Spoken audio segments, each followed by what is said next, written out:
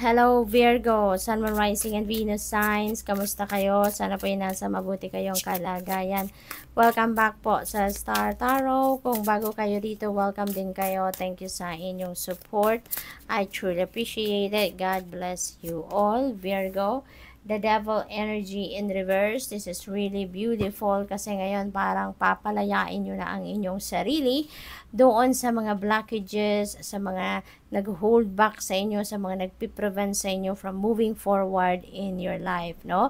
Matatapos na din, ano, yung sitwasyon ninyo were in, yung parang natrap kayo sa isang sitwasyon katulad na lamang ng addiction, obsession, yung parang ganon. So, may lakas ng loob na kayo ngayon na iwanan ang sitwasyon na yan, which is really good, no? So, what else? We have justice. You are getting what you deserve, Virgo. Kung anong para sa'yo, yan ang makakamit ninyo. Yun ang marireceive ninyo sa buhay ninyo sa ngayon. Okay? So, kung meron man kayong ipinaglalaban sa korte sa ngayon, you can also expect a win, no? Sa kaso, maaaring ano yan, yung desisyon ng judge or ng korte will be in your favor. And that is going to start as well a new life, no? Para sa inyo. Makakapagsimula kayo dito ng bagong chapter sa buhay ninyo with that win. So, what else? We have 8 of Swords in reverse. Very good. Sabi dito, escape from what traps you, no? Makakalaya na talaga kayo dito sa obsession or addiction na to. May realization na kayo na tama na nga ito, no? Kasi parang hindi naman ninyo na i-experience yung ganda, yung kaluwagan, yung freedom talaga, no? Dito, kaya masaya kayo ngayon na maglalakas ng loob na kayo na iwanan ng sitwasyon na yan, and you can start doing whatever you want to do. You can start projecting kung ano talaga yung gusto ninyo, di ba? Yun ang magagawa na ninyo sa ngayon. So, there is healing ngayon sa inyong sitwasyon. Magiging maayos, maganda, at organisado ng muli ang buhay ninyo. Babalik na kayo doon sa dating kayo, no? Yung ganon.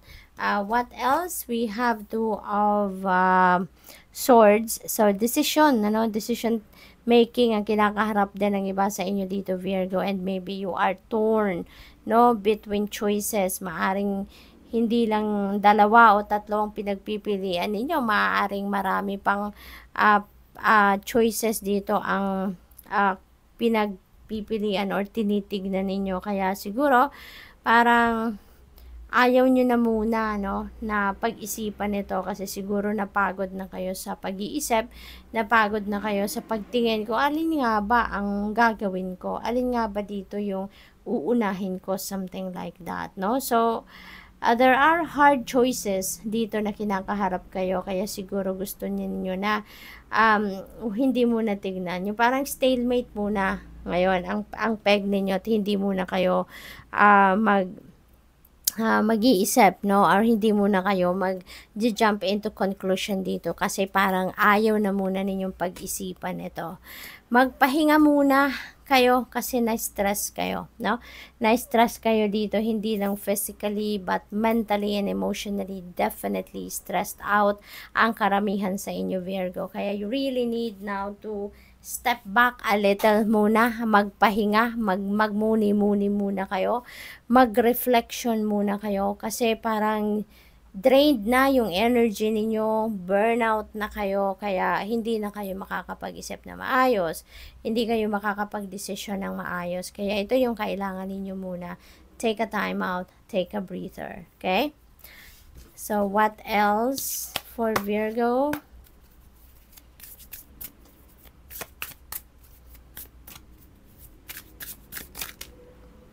We have angel number 1234 na napakaganda rin, ano? Meron tayong good luck energy.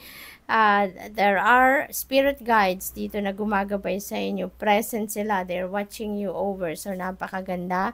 Tinutulungan kayo or tutulungan kayo ng inyong spirit guides dito para sa inyong progress, para sa inyong justice na hinahangad dito, no? So, napakaganda.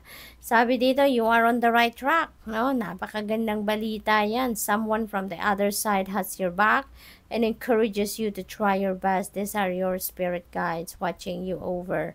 You will succeed. There is a guarantee sa inyo na magtatagumpay kayo. Observe your surroundings and communicate clearly. Be sure that everything will fall to pieces. Napakaganda. We have 23. Ang sabi dito, charisma, communication, movement, society, journey. So, may travel din kayo dito. Repetitive circumstances and patterns. So, siguro meron ditong sitwasyon kayo na paulit-ulit na lang, pabalik-balik na lang, no? And maybe because hindi pa ninyo ito na-address. Hindi pa ninyo nakukuha yung lesson na dapat ninyong matutunan from this situation, kaya pabalik-balik at paulit-ulit yan. So, parang meron kayong karmic debt dyan sa sitwasyon na yan. So, there's some truth you're resistant to accept over and over again until you're tired and restrained beyond depression. It takes a decision to live life for yourself. Life is all about passion, then you make a change and the world around you follows. Ayan, so siguro meron kayong kailangang pag-isipan dito talaga. Maaring ito yon, ano, ang pinag-iisipan ninyo, kung ano man ang katotohanan na to, na parang iniiwasan ninyo, parang in denial kayo sa sitwasyon na to. At kaya, hanggat hindi po ninyo yan na-address, no, hindi yan matatapos, hindi yan mapuputol, no? Pabalik-balik, paulit-ulit yan. So, if this message resonates with you, alam po ninyo yan. Kayo lang ang tanging nakakaalam kung anong sitwasyon yan na paulit-ulit at pabalik-balik na nangyayari. And you need to address that, okay? So, good luck. Thank you for watching. Love and light. Namaste.